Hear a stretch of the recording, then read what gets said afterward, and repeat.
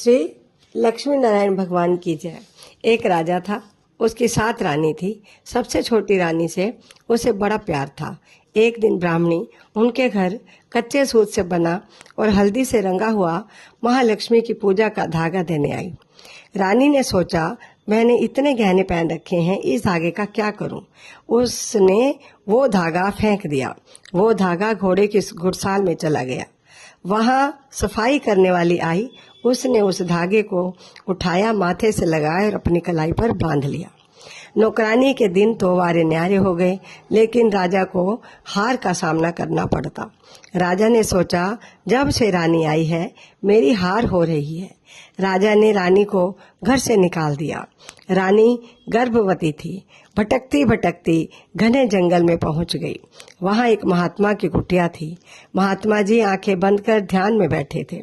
जब महात्मा जी की आंखें खुली, देखा और बोले, पुत्री तुम कौन हो? रानी ने सारी बात बता दी। महात्मा जी ने कहा, पुत्री तुम्हें महालक्ष्मी का श्राप है। अब तुम यहाँ मेरी पुत्री बनकर रहो, महालक्ष्मी की पूजा करती रहो। जब महालक्ष्मी प्रसन्न होंगी सब ठीक हो जाएगा। समय आने पर रानी ने एक बेटा पैदा हुआ। बेटा 5 वर्ष का हो गया। महालक्ष्मी की पूजा करते करते उधर राजा को भी रानी की याद आई। सोचा, मैंने रानी को घर से निकालकर बहुत बड़ी भूल की।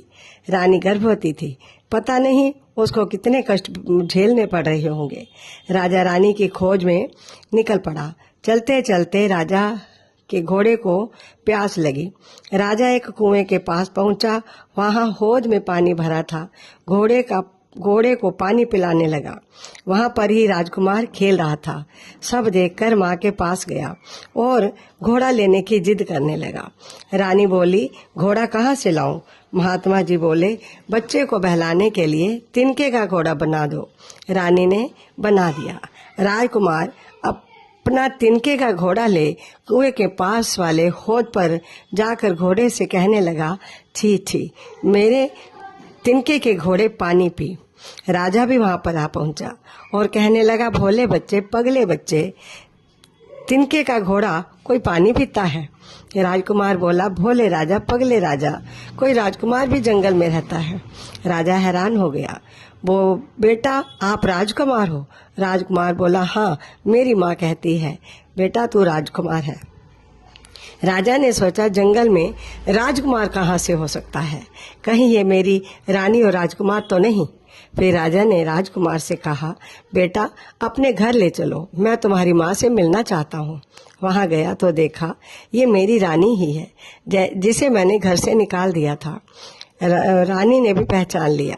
राजा ने महात्मा जी से कहा, ये मेरी रानी है, इसे मेरे साथ जाने की इजाजत दे दो। महात्मा जी ने कहा, तुम्हारी रानी थी, लेकिन अब ये मेरी पुत्री है। राजा, अब तुम बारात लेकर आओगे तब मैं इसे आपके साथ भेज दूंगा। राजा हाथी, घोड़े, ढोल बाजे के साथ रानी और राजकुमार को अपने राजमहल में ले गया। इसीलिए हमें अपने संस्कार, अपने रीति रिवाज, कुल देवता की श्रद्धा के साथ पूजा करनी चाहिए। तभी तो वो प्रसन्न होकर हमें सुख, शांति और वैभव प्रदान करते हैं। बोल श्री लक्ष्मी नारायण भगवान की जय।